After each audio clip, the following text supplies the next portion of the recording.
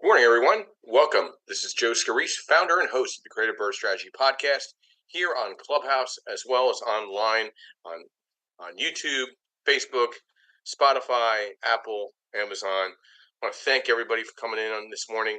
We'll get started here in just a few minutes. Another great discussion. A lot of interesting things happen this week in real estate.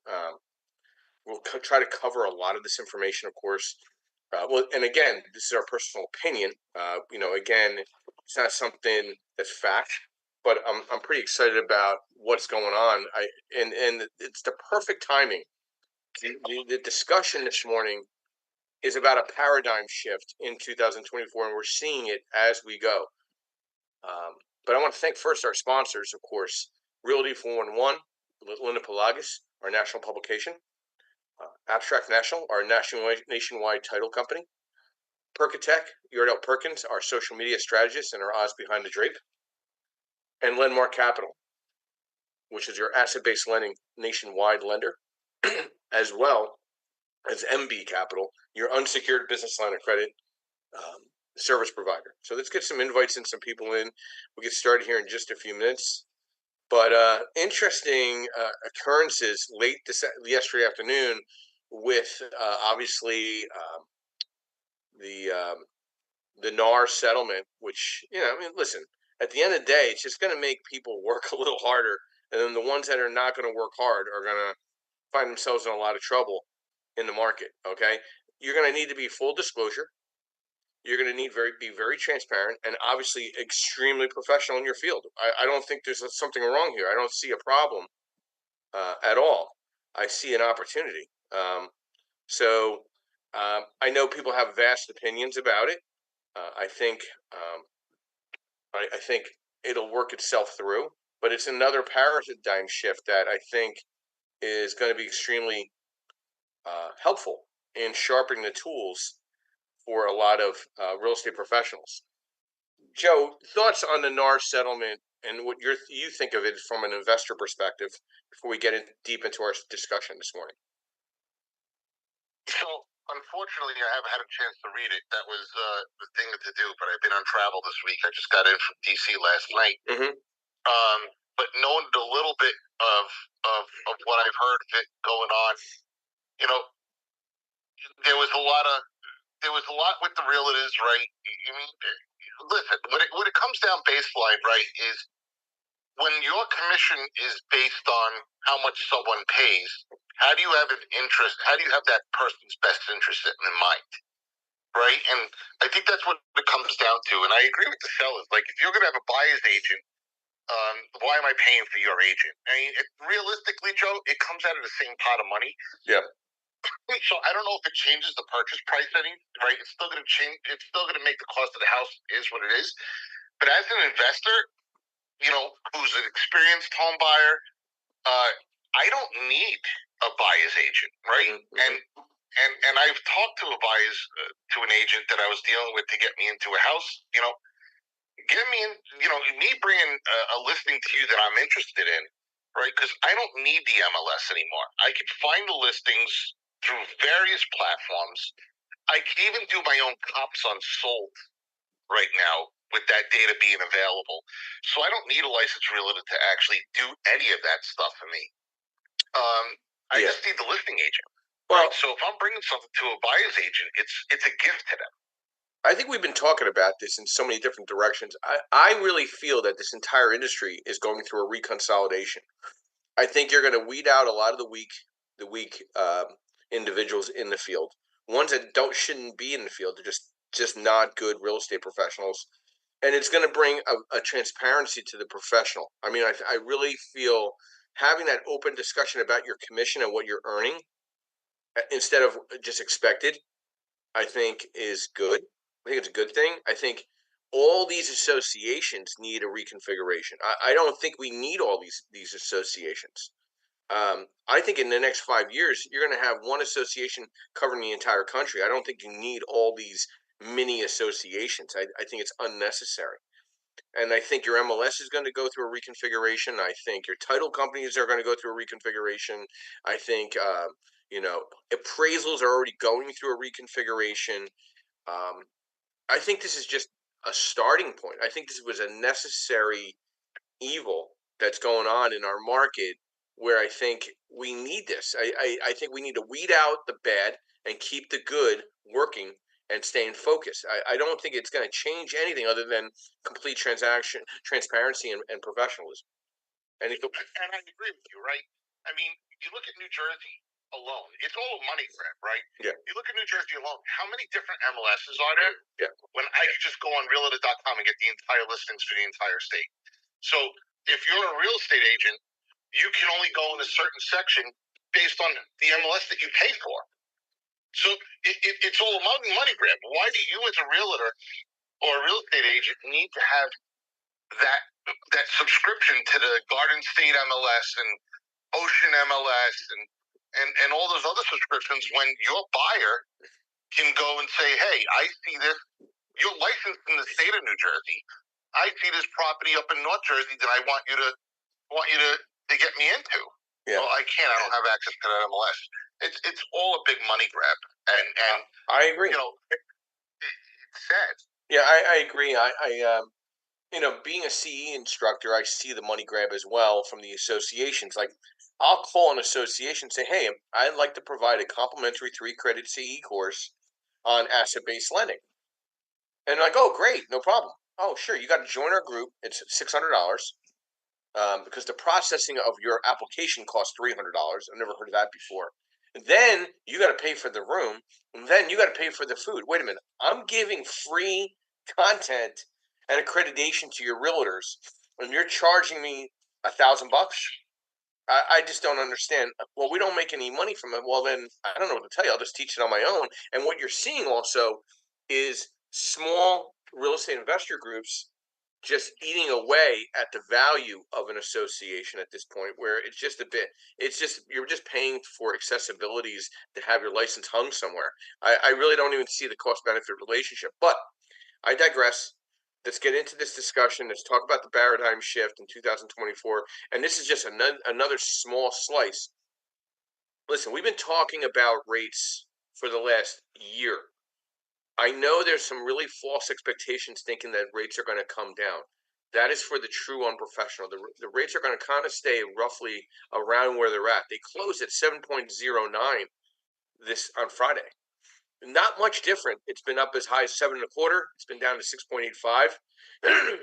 And I really think we're going to be playing around there. I don't think the Fed feels comfortable in moving this rate down, the Fed rate down, because of inflation, because of layoffs, because of employment, because of economic uncertainty. I think there's a lot of factors that we need to keep in front of us.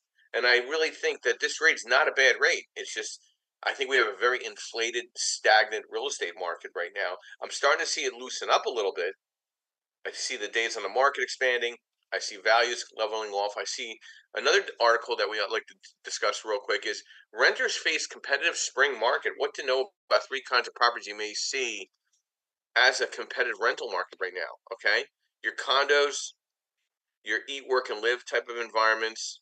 The fees are they vary significantly, but people want to be catered. They want to be taken care of. They want amenities. They want to be able to just go home, do whatever they got to do, and let somebody else take care of the circumstances. That's a direct competition to the small landlord. It's the institutional landlord versus the small landlord with the single family through 4 family. How do you compete? Okay, you got to look at what's really going on in this market. Where urban settings, the big number right now is looking at Section 8, not market rent, and market rent's turning into Section 8 rent. Suburban markets, it's a mixed blend depending on where you are and what corridor. And then your rural markets are becoming more the suburban markets. Michael, good morning and welcome. Thoughts to our discussion so far on the 6% commission for NAR settlement, and thoughts to the rate and how that's impacting your thoughts with MB Capital right now. Yeah, no, we were discussing that lawsuit the other day, and it's certainly crazy. It's I think going to be a good thing that now agents going to have to be transparent with commission as opposed to it just being understood that they make that much on each deal. Everything needs to be negotiated. It needs to be negotiable. So the fact that it's now on the table, I think, will be beneficial for everybody. And then with rates, I do agree with you, Joe. I don't think that they will be going down significantly anytime soon. I mean, we do have an election season coming, so I do predict it going down a little bit more. But I don't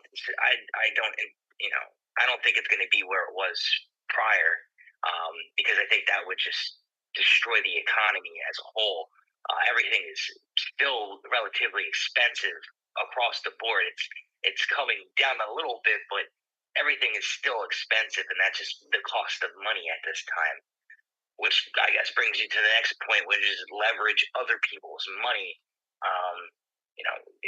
In this market, now is the time to take advantage when people are starting to get a little bit scared, and I am seeing an uptick of people coming to MB Capital to try to leverage the business line of credit, 0% interest money on their next deals, as opposed to dipping into their pocket for down payment, for reserves, for rehab costs. They're more or less trying to leverage other people's money. In this case, it's through the business line of credit, and I've definitely seen an uptick in that in this specific market. I mean, listen, MB Capital serves a very significant purpose in my environment as a lender. Okay, when I'm talking to somebody and having a discussion, and I feel that they're light on reserves, I'm like, listen, if you make one mistake on your evaluation, you're out of money, right? If your lender is not asking about liquidity at this time, then you need to talk to a different lender, because you need to make sure that you are liquid. Otherwise, you're pretty much find yourself in a situation where you're halfway through a project and you don't have the funds to complete it. So yeah, they're very, very valuable point there, Joey. Yeah. So what I typically do when I underwrite a client, I typically find out what they have in reserve base, what's their credit score, do they have an LLC. These are very important questions, because if you don't even have that, you're not even at the starting line. I probably have anywhere between 10 to 15 discussions a day to understand the strategy for a client, to really understand what they're trying to accomplish. Because in this paradigm shift, liquidity and movement, being able to make moves quick, there's a lot of money out there right now in the asset-based lending space. There's way more money than in the banking space, in the traditional landscape. You have more money than deals. Right now, a commercial rate, base rate, is less than the bank rate. I spoke with somebody yesterday. I quoted them a rate, and it's a friend of ours, Joseph.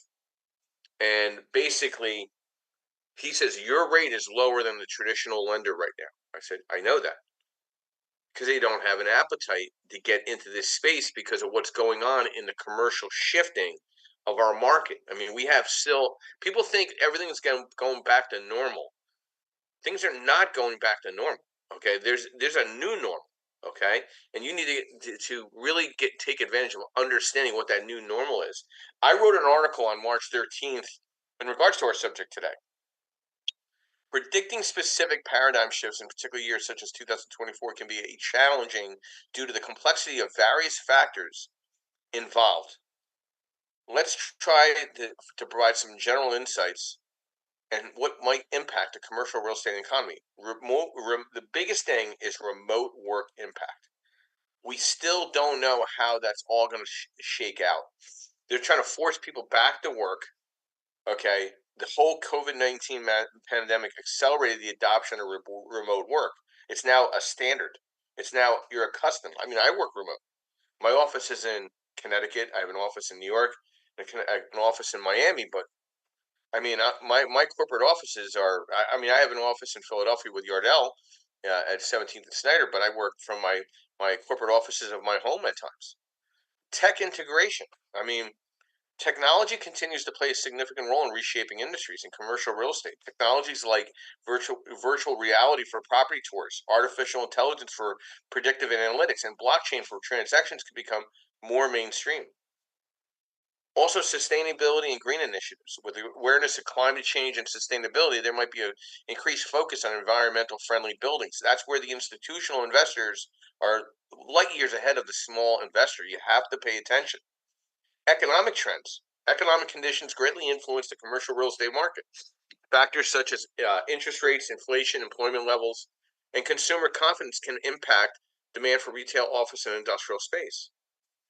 I do agree with Michael. I think we're going to see a rate shift slightly in favor of the political running of our next president following Labor Day. I don't think it's going to be that significant to make any major differences because I think most of the banks and the financial institutions are already buffering for that. But I don't think it's going to make a massive impact in values of properties. Nothing's going to really shift in there until we see additional inventory. And then also that urban to suburban shift. The pandemic, as we've been talking, prompted some individuals and businesses to reconsider urban living and opt for suburban or rural locations. This trend could persist, leading to changes in demand for real estate and commercial real estate in different areas. You're seeing this. The small downtown corridors are making a massive rebound. Everybody was going back into the cities. Wow, this is going to be great. There's arts, there's medical, there's schools, entertainment, there's food. Everybody took a complete reverse and got the hell out of Dodge. E-commerce impact. The rise of e-commerce has already transformed the retail sector, leading to increased demand for warehouse and distribution space while reducing demand for additional brick and mortar retail space. You're seeing malls getting cut up in half. You're seeing the rural areas where there's massive warehouse being developed in industrial. Regulatory changes. Look what just happened yesterday. The NAR settlement. You're going to see a massive shift in who your real estate agent is. Okay? And then health. Can I jump in? Yeah, sure. Go ahead. Yeah, and then we'll go to Melissa. So I was going to say a good example of that is, I mean, on the local level, the Echelon Mall. Yeah. The Echelon Mall is no longer a mall at all. They use it just for the municipal purposes. That's been around forever. But now there's no stores in there. They'd rather keep it empty. Yeah. Honestly, that's what it seems like to me. And they have like I said, it's used for court proceedings. So they're already looking at commercial infrastructure, and they're using it for other purposes already. Not to cut you off. No. I mean, listen. You're seeing it already. It's already.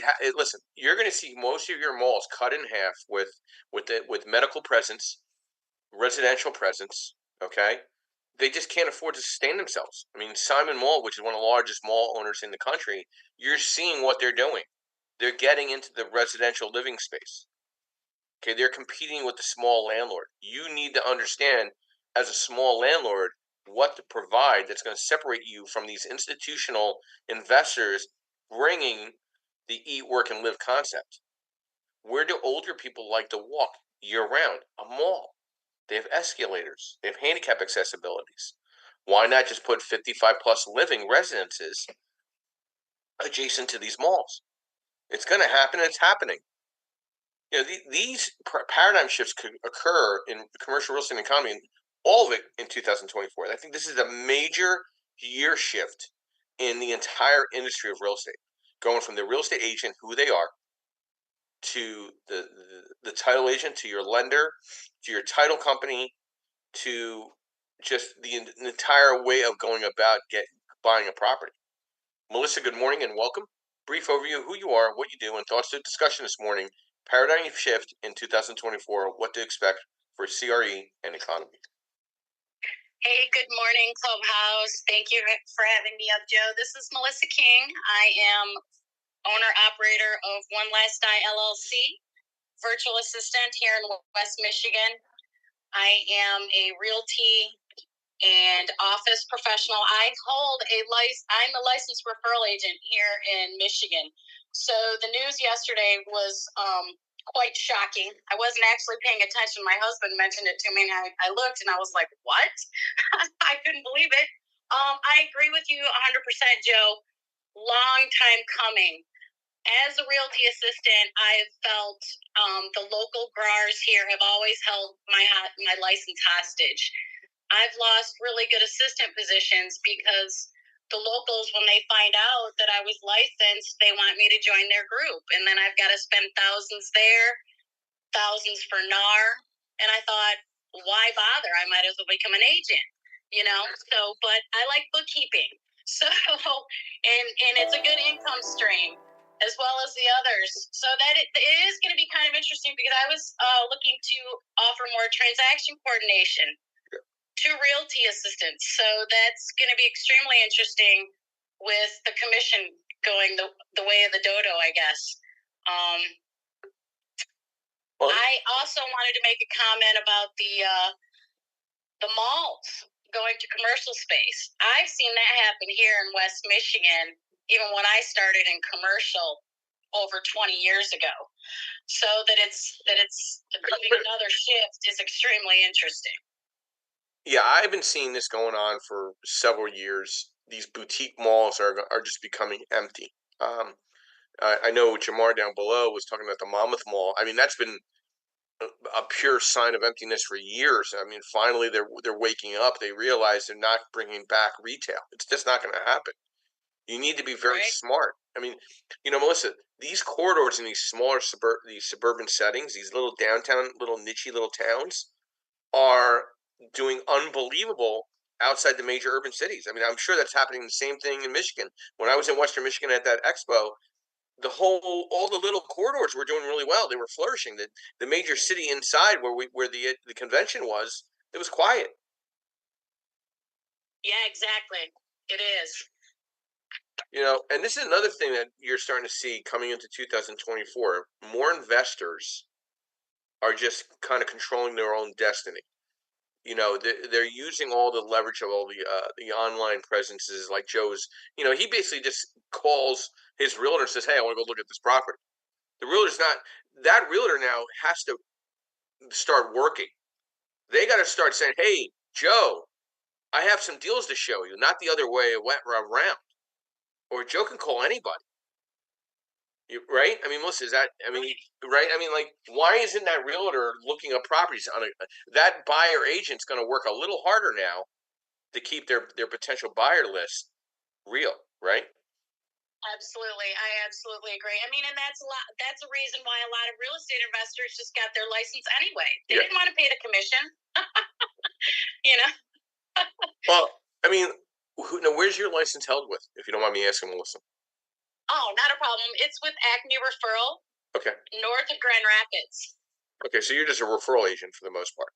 I am, exactly. I pay $60 a year. I get my continuing ed with her free. Yeah. I get it. Yep. You're seeing a paradigm shift even in the local RIAs. I mean, they're aging. They're not bringing anything new to the table. They're bringing these guys out and gals out that are teaching stuff that are 20 years behind the times because they're worried about making their bottom line. And we know what we're talking about here, the sell-a-thon. So I'm starting to see also these investor groups popping up that are really giving good substance of detail data for their clients. And you're seeing a better attraction to these smaller networking events. I was at a networking event in North Jersey. I was in one in Connecticut, one in Mountaintop, Pennsylvania, and one in Delaware. None of them were a RIA. And the average attendance was 60 plus people at each one of the events. There's telling me that, something's going on here where the newer investor doesn't feel like even the RIA is providing insight. So you're seeing a paradigm shift just from the RIA base. And then you got the real estate agent base. We have a RIA, in our local area where one of the guys on the board doesn't want any more realtors to come on board because he's worried about them being competition. I'm like, you should be worried about just having attendance. Don't worry about competition. There's just a weird shifting in the market right now when it comes to, the economy, what's coming out of COVID. I'm going to go back to Joe real quick. Joe, thoughts on our discussion that Melissa was bringing up, the RIA, the real estate agents. Do you think these buyer agents are going to get a little more elbow grease going? What's your thoughts to this? And then what do you think these RIAs need to do to step up and get ahead of the game? No, listen. I mean, yeah, the realtors are definitely going to have to step up their game to keep their business, right? I mean, you're always going to have the home buyers, the newbie home buyers that are gonna lean on the realtors. But with this being front and center in the news, I think that and Google searching on a house, I think this is always going to be a top search when it comes to buying real estate agent. I think that people are going to start educating themselves. Um, and there's definitely going to be a paradigm shift when it comes to realtors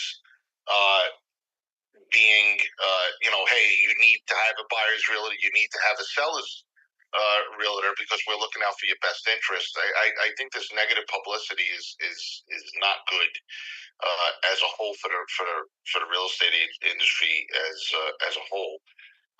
So I do think that you're going to have some realtors that are just going to not make it, right? So, yeah, what was the second? The RIAs. Yeah. The RIAs need to step up their game. I mean, listen, there's some RIAs out there that don't do anything, and I don't understand why they even have a membership, right? I don't need to pay to go to a meeting once a month. Even AA is free, right? I don't need to pay to go to a meeting once a month to just hear the basic and a baseline speaker. But the RIA, specifically the one that you're mentioning, right, needs to look to step up its game, right? It needs newer ideas for the younger crowd. The sellathons aren't really that well attended anymore as they used to be, right? And I think as the shift goes, you need more creative ways. But there's a lot of free information that's out there, be it YouTube, Instagram. I think these gurus that they so call themselves, who just give you generic stuff, and don't really have experience themselves. I mean, if you look at these gurus, what's the frustrating part is, right, majority of their business is selling the course. Yeah. So if they're real estate gurus, I don't understand why you would be more interested in selling the course if real estate's making you more money, right? And you can't tell me it's under the guise of, well, I like helping people. No. I mean, we're helping people every weekend here, Joe. Yeah. For free. And I think that we're providing a little bit more in-depth knowledge than these gurus. But you can buy a book for some of these people offering for $1,000. You can buy a book for $30 and get the information that they provide, or get it for free through YouTube or Instagram, or networking through these real estate events that are free, and learn a lot more. Yeah, it's funny. I did a major shift over the past year, Joe. As you know, I traveled, but throughout the country, I probably went to like 30 cities, right, this past year. And I weighed out the cost benefit to go more local, regional, and for the next 6 months just to see what's going on. I'm going to be extremely selective of what events I want to go to outside of driving or taking a train, because there has to be a true cost benefit relationship. Some of these events, I mean, the sticker shock is amazing. I'm not going to name the event. So they have about 750 people coming to their event, right? I'm not going to say where it is. They want $5,000 as a vendor. I can meet 750 people just walking around and going to real estate offices and local events for the next 3 weeks instead of spending $5,000.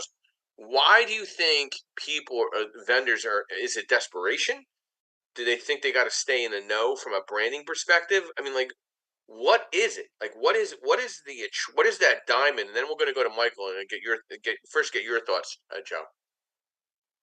To go to these events? These big events. Like, I know you just went to another big event that was down outside the country, but you got a lot of cost benefit to that. You walked away with, like, relationship and insight knowledge.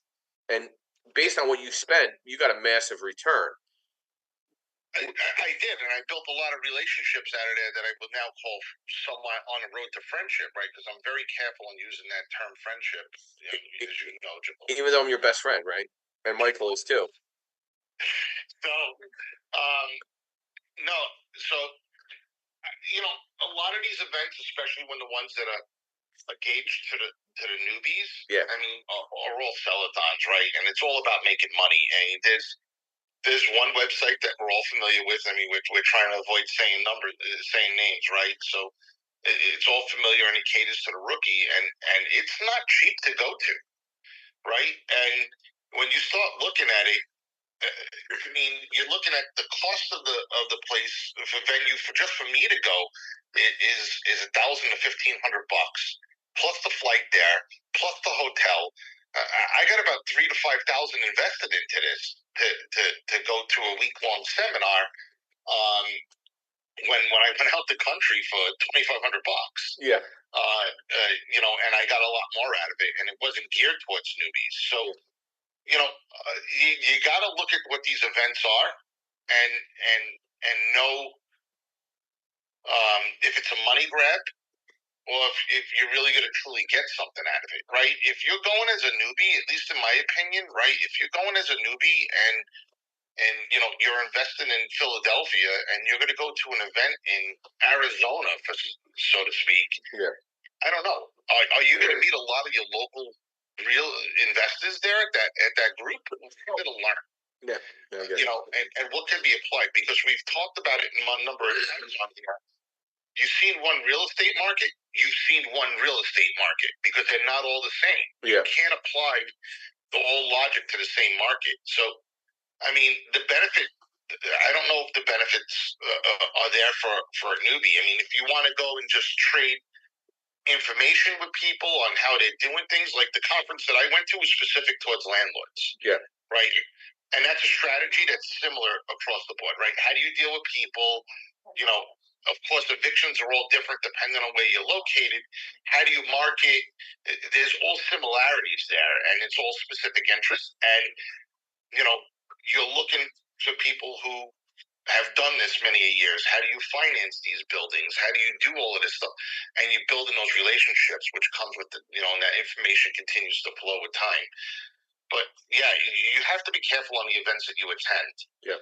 And if it's a money grab, then they're making money off of this, right? And if it's a money grab, then you need to go the other way. So, talking about paradigm shift and talking about RIAs, talking about the NAR settlement, talking about where things are going from a economic perspective, Michael, you talked about 100 people a week, maybe even more with your dialer. What are you hearing? Are you hearing emerging trends that they're saying, hey, I want to invest into this with this type of money?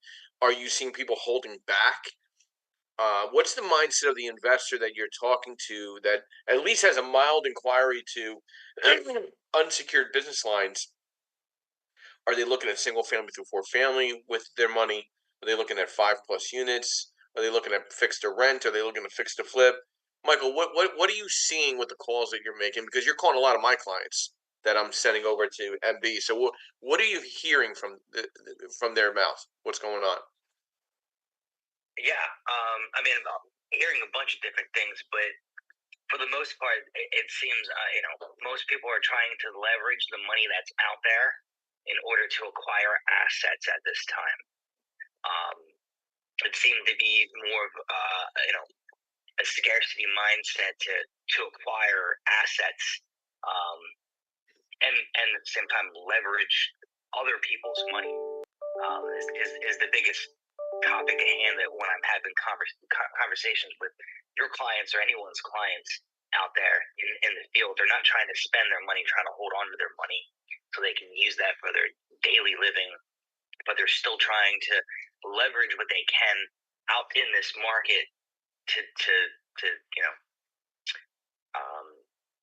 create opportunity. Yeah. So, I probably send over about 50 to 100 leads a week to MB. Is it credit? Is it concern of the market? Is it rents? Is it the scarcity of real estate inventory to move forward? What do you what is the most relative item that you're hearing? Is it the scarcity of real estate inventory? Because I got clients that are finding properties all day long, so I don't see them having a problem.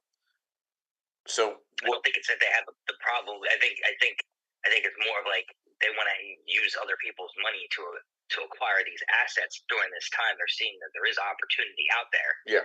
But they're not trying to use their own money.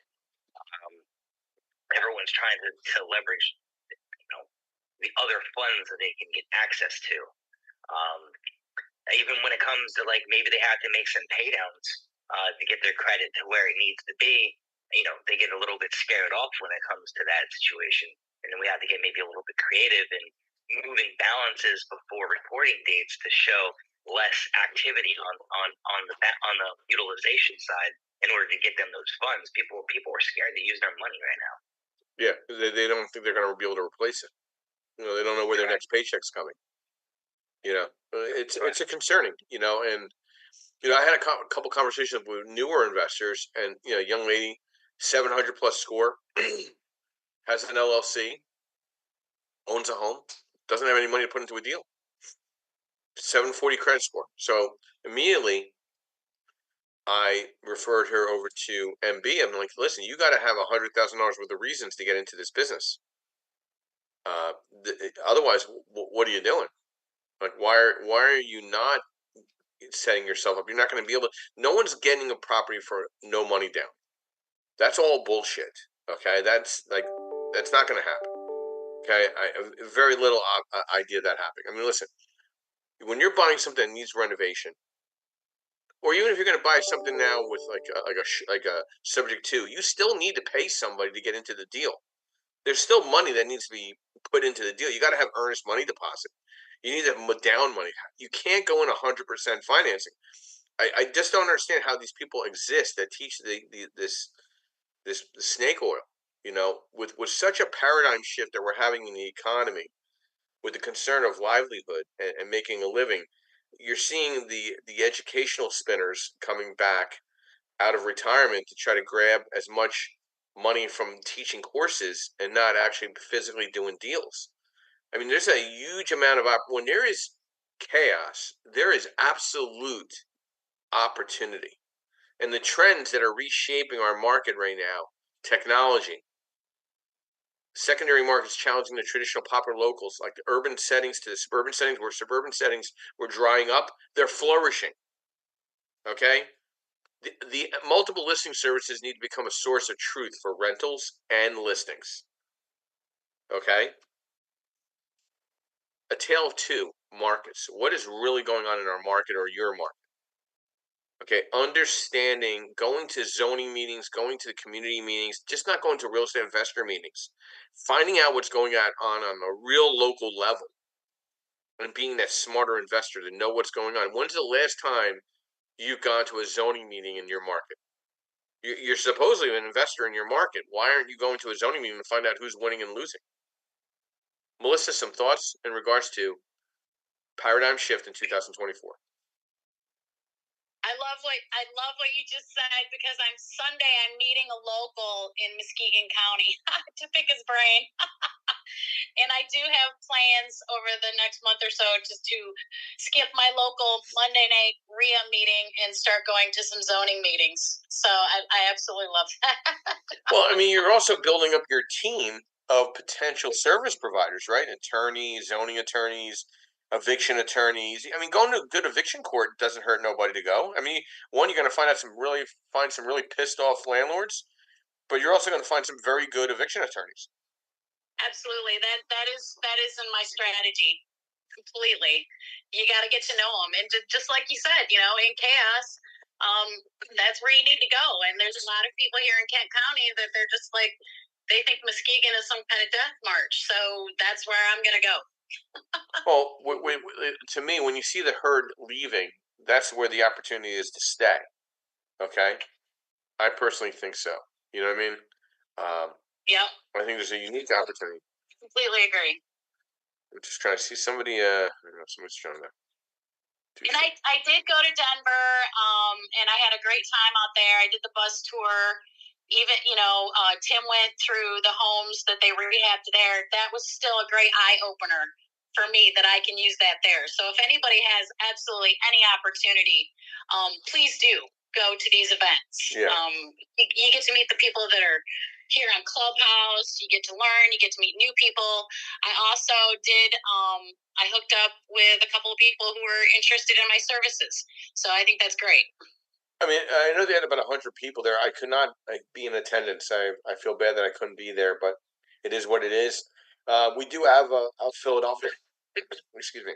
We do have a Philadelphia event coming up, which on April 13th, which I'm very excited about. What we're doing with this, which is pretty unique, Melissa, I think you'll find this pretty interesting. We're bringing in all the not-for-profit organizations in real estate, all the smaller real estate investor groups. Now we've extended an invite to the local RIA, South Jersey RIA, but if they don't come, that's okay. I invited 8 other smaller investor groups throughout the South Jersey and Pennsylvania market because they're hungry. They're hungrier, okay? And I actually gave them a complimentary table in lieu of just marketing to their database. Why not? Gives them recognition. 2, gives them a brand, and we're recognizing them as a presence in the market. So that's April 13th. I just posted it up. We are going to have a luncheon the day before and a happy hour for anybody registered. Maybe even a dinner that Saturday night, which I'm excited about, which is going to be right down the block from the Mummer Museum at the Moonshine Philly. We're actually having a happy hour there this Monday night for a client appreciation happy hour at 5:30. If anybody's in the area, please stop by and say hello.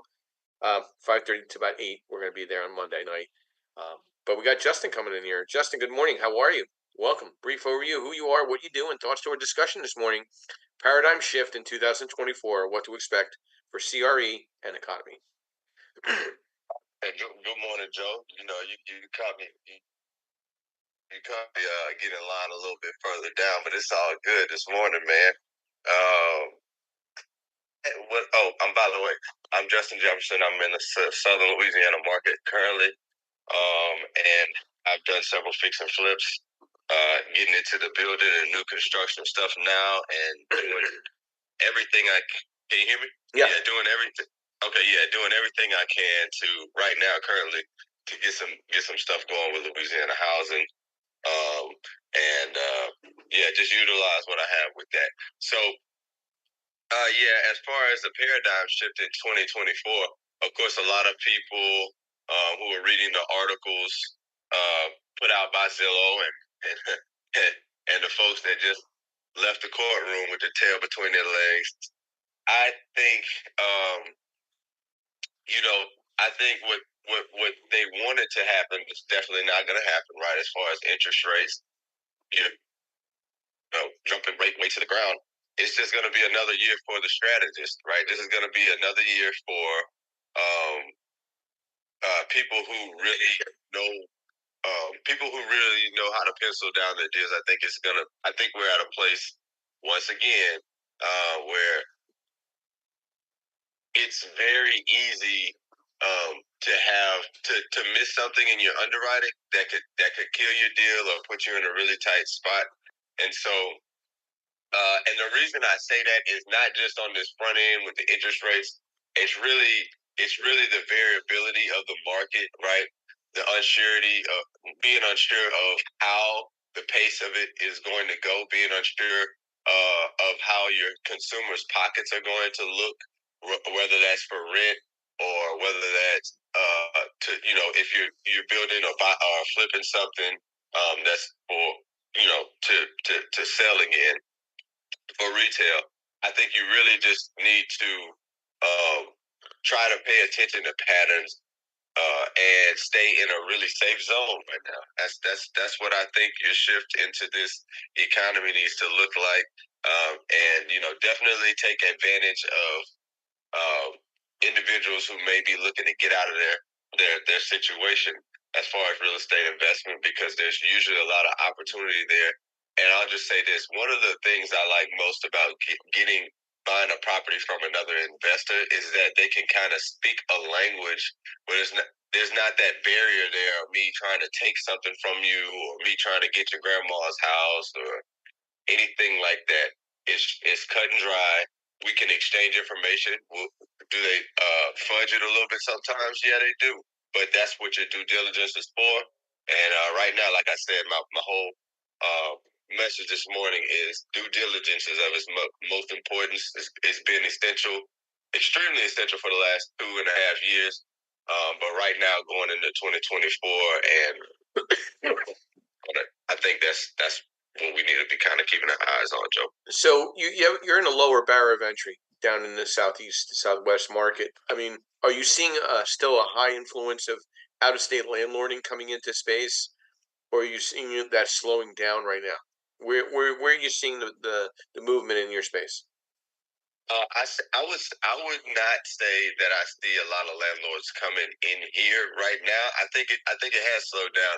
I think when you had for sure when you had like the corporate, we weren't big on having like the corporate buyers come here and buy up a bunch of stuff, but a few of them did, right? And I think let's just talk about because I'm in Louisiana, we're kind of like at the bottom of the barrel, but the rent here is still pretty decent. So if your generic Texas, California people, they were still here. But right now, honestly, I feel like if you're an out of state investor, what you're looking at here in Louisiana is you're going to be looking at your multifamily or your affordable, specifically your affordable housing. And that's if you're willing to deal with and that just depends on where it's at. As if you're willing to deal with it. So one of the things that I want to kind of start problems I want to kind of help solve down here is some of the lack of housing in these lower lying areas, like towards the Gulf, where they get the greatest extent of damage from the hurricanes. So rebuilding and doing some of the stuff out there, but having it funded by the government. So I think we're at a time where that's probably your safest bread is government work or government housing in some capacity. Mm-hmm. Yeah, I see some imperatives with the real estate players that are out there with this paradigm shift. You need to create solutions, not just physical spaces. You got to be the solution solver. Okay, you need to stand out from that. That's very, very important. I think also using developments to generate momentum. Like, I'm very detailed in whatever I'm putting together. Like whether it's our website for the creative bird strategies, Yardell and I are rolling out my personal website hopefully tomorrow. Keep your fingers crossed. Rolling out a true branded event here in the Philadelphia market, welcoming other investor groups. Like I don't feel like anybody's a competition per se. Finding value and creating opportunities through life cycles, right? Understanding what's going on in your market, right? I get a kick out of that. What I'll call them the Facebook legends. I know Joe and Mike and I talk about this offline. There's these legends that give their holier than thou opinions. You know what opinions are like. Everybody has one. You really need to stay focused in what you're doing in this market. Okay, you need to surround yourself with smart people. You got to embrace the opportunity, and not get caught up with the small stuff. You got to look at the big picture, right? You got to work it through. You got to focus on operating efficiencies, not just the income. So your operating efficiencies need to be sharp. Okay, I have one client that's buying several motels and converting them to multifamily. Did he make mistakes on the first one? Yeah, of course. Now he's on his fifth, and now it's just a process. He learned what to do and how to do it, and now he's getting these properties turned around in 3 to 6 months instead of 6 to 12 months. We had deeper discussions about, does he have the right property management in place for certain areas. Certain areas need more of a hands-on presence, to that market. We had a 20 unit in a certain market I'm not going to disclose that he had somebody doing the property management, but they were really not familiar with the market. They were not familiar with what was going on in that market, and they were causing massive delays. I needed to make that paradigm shift for him and put somebody that was very fluent and present in that market. Now he's back on track. Now there's some slight delays, but he's back on track. Thankfully, financially, he was able to sustain that. Joseph, what's your thoughts on seeing people that have learned from their mistakes. You know, is there something that you can think about that you've made a mistake on, but you were able to kind of catch up on it, and now you kind of do things a little different? Anything comes to mind as you know, as a paradigm shift in what you do and what you're buying right now? Listen, if there's one person that tells you that they never failed before, they never made a mistake, they're an absolute liar, right? And I can tell you that, yeah, I've made mistakes in investing. I bought a couple of houses in 2006 when the bank was giving money away for free. Right, 100% financing. I didn't know what I was doing. I thought I was the king of the castle. I bought a 2-family in Trenton. I bought a single family in Middlesex County, New Jersey. Plus, I had my house. And then the economy hit, and everybody stopped paying rent. So I didn't have the resources that I needed. I didn't do the homework that I needed. Right, everybody. I always focused on what the newbies usually focus on, all the good times. Nothing bad's ever going to happen to me. Um, and I made a lot of mistakes along the way. So now I'm back to where I have 7. I'm working on closing on my 7th rental, and I move completely differently. Right, I'll do my numbers. I'll do them 100 times over. I run through scenarios in my head in case I come across an issue where a repair comes in or there's some sort of disaster. Like, how would I handle it? What would go on? Not, you're always going to get surprised, but at least you have a baseline of a plan going on, so you're not really shocked, and you don't go into the situation happens, right? You just take it. Your blood pressure doesn't go up, and you just learn. You just deal with it. So yeah, I've been through it, right? And I've made mistakes, and I move differently because of it. But I mean, I've made adjustments in my numbers to make sure that I have a nest egg, right? And God forbid something does happen. And what do my numbers look like if someone does move out or someone stops paying and the legal fees? Can I afford all of that? What's my cash flow like? So yeah, I absolutely do all of that to make sure that I'm financially sound. You know, do I think we're going to see a soft landing in 2024? I really don't see that. I see the outlook on future trends a little bleak for the time being. It's very unlikely that the economy will come back roaring in 2024. So you could hear the concerns, such as Joseph providing some insight from a landlord perspective who manages his own properties. Um, I don't think the Fed's going to make massive, drastic changes. They would crush the banking system. What are you seeing, Joe? Before we go to Michael, from the local bank perspective, the local credit union perspective, are they still being aggressive, or are they being really cautious in who they're working with right now? No, they're being really cautious. So I have a loan that's being quoted out by one of them, and it's waiting for a couple of days now for the CEO herself to take a look at it and look at the loan. So credit unions are extremely cautious on what they're doing. I mean, and so you as an asset-based letter, right? You're going through the numbers. You do it much quicker than a credit union, but you're going through the numbers and you're making sure that this isn't a property that's set up for failure. And as this commercial real estate unfolds, I mean, I think the money supply is going to tighten up with the commercial lenders, with the regional banks. So, and the credit unions really aren't going to get hit with that because they don't dabble in that type of stuff. But very few deal with the investment properties as well. So they're kind of well insulated from all of this stuff. But yeah, they are approaching with caution, right? The layoffs are out there, Joe. You mentioned it before. The job numbers don't say that, but the revisions do. But the layoffs are out there, and the economy is not in as good a shape as we're making it out to be. But it's election year, so things are crazy, right? Yep. So consumer demand is just not there. American consumers are maxing out their credit cards. The U.S. labor market is weakening. More jobs will disappear soon. Employers are not hiring. So, what is the self-employed entrepreneur is looking at? So, Michael, what is the conversation you're having with the credit lines tying into the real estate investor, who's really now your middle class self-employed entrepreneur? So, what does that conversation look like now than when you first got into the industry 5-6 years ago? It's completely different. I mean, we've seen rates when they were, I don't know, originally like in the fours go all the way down to the floor and then skyrocket, and it threw everybody through a loop.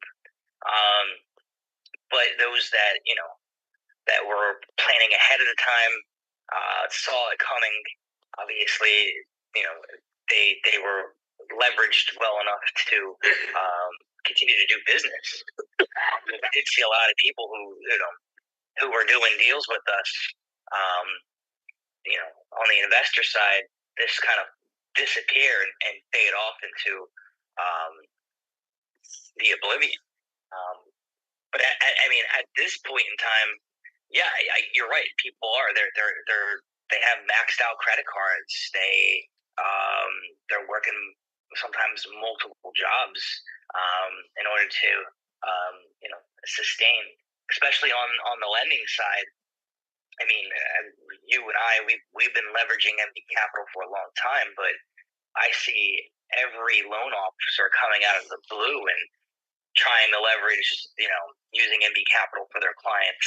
And I'm talking like on the residential side. Yeah. So they're saying, get the business lines of credit, put it in the bank account, let it be seasoned. So, I mean, you're seeing all kinds of creative things happen. Everyone's trying to do the best they can right now. Yeah, I see the residential loan officer way behind the curve. They need to buckle up, okay, because they don't really see. I mean, we talk about this all the time. Like, I don't see a true recovery in the residential lending space for quite a while, at least a couple good years. And the irony is, they may claim that they do what we do, right? And they don't. They're regulated. They can't do what we do. So I find it like confusing because I don't think they really even understand the industry. Most good residential loan officers don't even know the difference between hard money, asset-based lending, and traditional lending. They don't even know that there's three lanes, and they don't even know about other smaller lanes that exist, like self-directed IRA money, true private money. They don't really understand what hard money is for and what it does. They think somebody with a five. I mean, I see it on Facebook. Hey, I need a hard money loan with somebody for 580. Yeah, it's called bankruptcy. Like what? Why are you trying to get a loan for somebody with a 580 credit score? Like why are you trying to get somebody a loan for 580 credit score? They should go to the bank of a bankruptcy. Like why are you trying to get the money? Like it doesn't even make sense. That means they obviously did not pay their bills. So why would you want to give them more money not to pay their bills? Like I just kind of don't understand. Like I don't want to work with somebody below 660 credit score because the likelihood of failure is 100%. And I'm sorry if there's anybody listening in that has a below 660 score. I'm very sorry. Just fix it. Just fix your credit.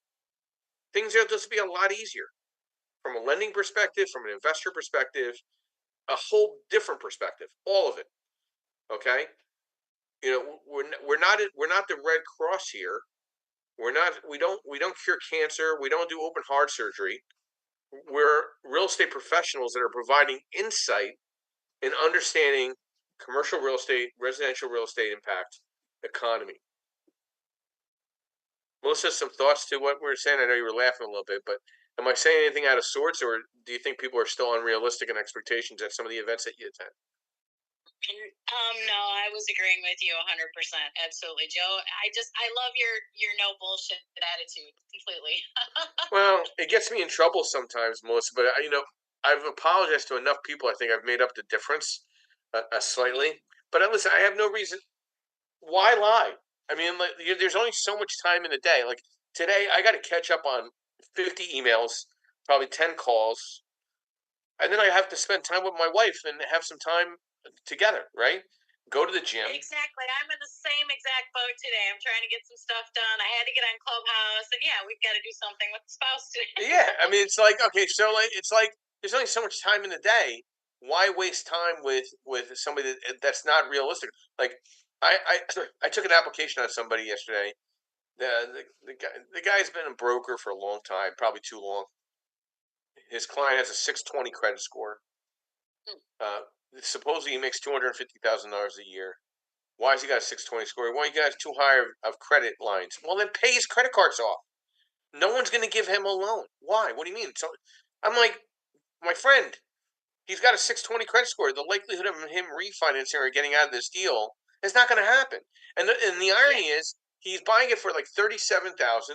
The renovation's $100,000. He's only done 2 rehabs in the last 24 months, neither comparable to what this type of project is. And this guy's talking to me like I'm an idiot, like I should give this guy money. And I'm like, no, man.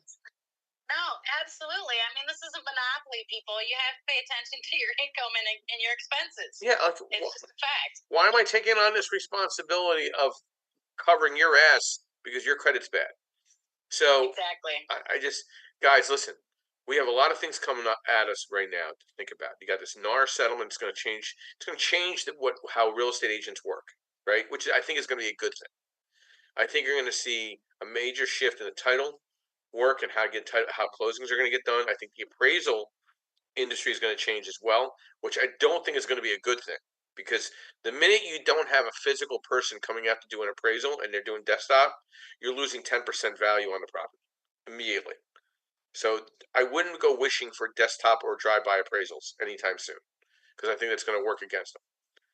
I think you're going to see in the lending space, the asset-based lending environment take over the investment space, almost Abstract National and Percatech. We now offer CE courses for licensed real estate agents nationwide, navigating asset-based lending. Or I think we might roll out one more course. I'm thinking about it, but I want to get the navigating of asset-based lending out there first. We're live on Apple and Spotify and Amazon. We're on Facebook Live. We're on YouTube Live. We've taken what Clubhouse has provided to us and have created a community. We're probably the only club that's here on Clubhouse that has all these factors. We're now also having live events. We just had an event in Denver. We had one this past year in LA, another one in Dallas, and now we have another one coming up in Philadelphia, April 13th. Love to see all of you there. Be great. You get to meet like Joe Martella, Mike D'Angelo, myself, and so many others.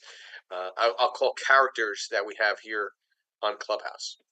So again, I want to thank everybody for a wonderful Saturday morning. Please have a great one. And I always like to end a quote with our podcast. Pain is temporary. Quitting is forever. Everybody have a blessed Saturday morning. I'll be ending the room in the next 30 seconds. See you tomorrow morning at 9:30 a.m. Thank you.